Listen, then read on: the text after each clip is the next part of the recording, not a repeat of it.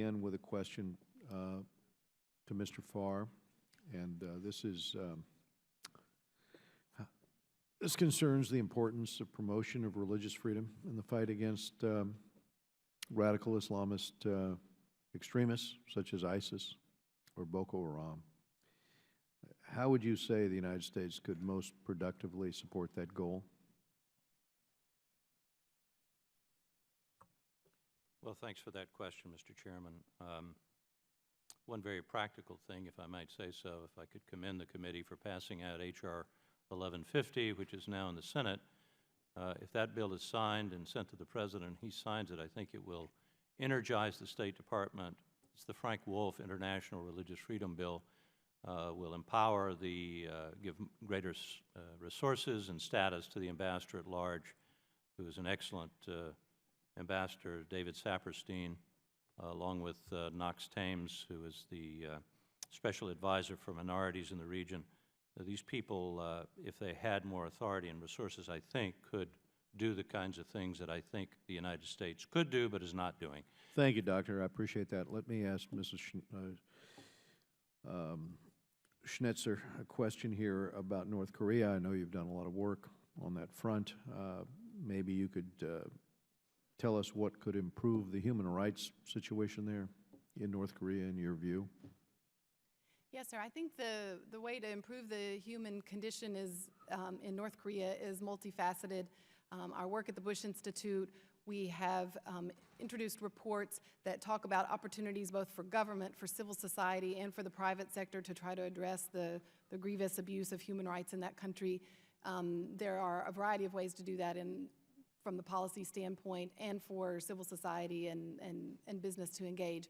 One example that we're continuing to work on is the opportunity on the policy front to look at the intersection of our approach to human rights in North Korea and our concerns about security and nuclear, and that for too long those two have been considered in parallel form, perhaps as disconnected from one another, and that what we're finding is that those two are intimately linked, that the way the North Korean government treats its own people has a direct link to how they engage others in the world and act internationally. And as I mentioned, there's even research beginning to emerge that shows that things like the use of slave labor, the human rights abuses of the regime, can be directly connected to the resources coming into the regime, including for its nuclear program. Thank you. And the last question I'm going to ask is the Freedom House's report that labeled Russia as not free.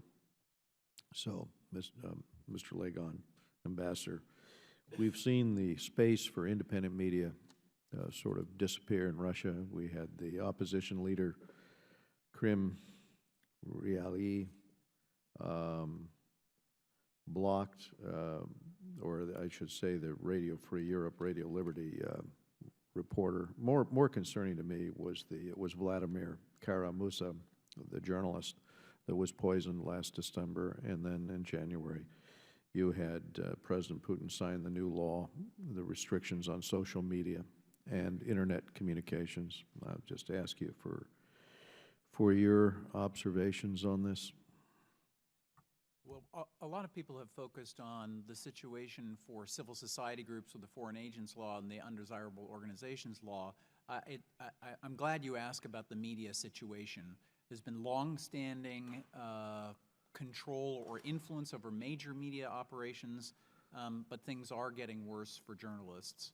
And it's part of, two lobes of active, well-funded Russian policy.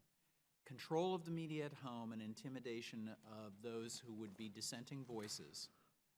Well, when you're being poisoned, when you tell your audience, I fear that I might be poisoned by the regime. That's about as intimidating as it gets. And then you get poisoned, and then you're hospitalized for poisoning. It is concerning. It's concerning to me because the independent media, I was following some of the reporters in Moscow on one of the last independent papers, and after the fifth journalist was shot, without anyone discovering who shot him, it began to establish in my mind the conclusion that the regime apparently didn't want any independent media. So I would ask, how impactful has the West been in finding alternative ways to get information in through social media or in through broadcasting to offset some of this? Not impactful enough.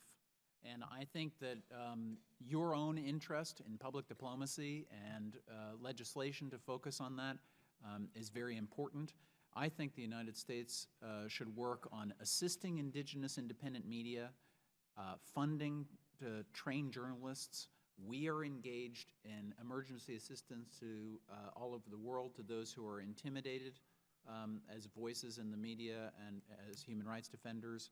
I think Radio Free Europe and Radio Liberty not only should have good content on the political situation, filling in for the absence of independent media, but it should actually be designed to engage viewers more.